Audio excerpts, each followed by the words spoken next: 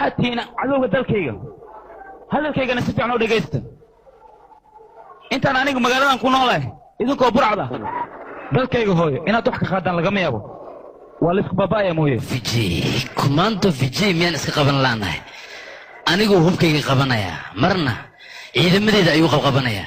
war aniga dadka uu dardaaranaya miyuu imoodaa commando Vijay kaalaya aniga ima garanayo war aniga sunta jirkayga ku jirtaahi waa ay ka daran tahay tan maska oo kale commando Vijay u sheegay inaan ahay jahalka magaalada ugu daran uguna xasidnimo badan waa cunaa wax jibinaya oo aan dhuuqaya kalabka wariyahay xagad ku socotaa aniga soo xirtay markaasaad iska dhaqaaqaysaa kaalay mid taqaana aniga wariyaa naasiho ha si fiican baan ku aqaanaa war dad badan oo masaakiina ayaad nolosh ku gubtay dad badan oo masaakiina ayaad ciid ka hoos marisay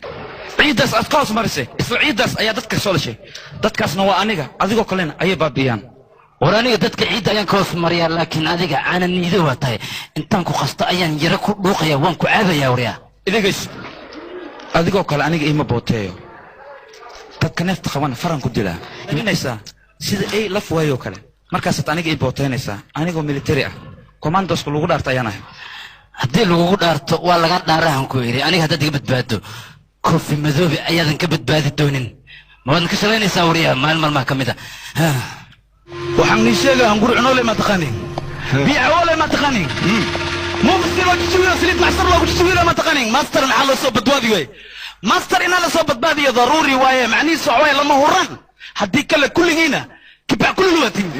مضل حجيبا كرالنا عنقه نك خولي عمل باس صندوق لو يقول حجيبا لقى حركه نك ليس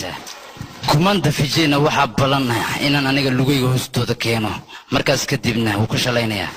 xabsiga dhaxdiisa ayaa aniga dhilqa badan igu soo cunay asigana uu maraya kaasoo kale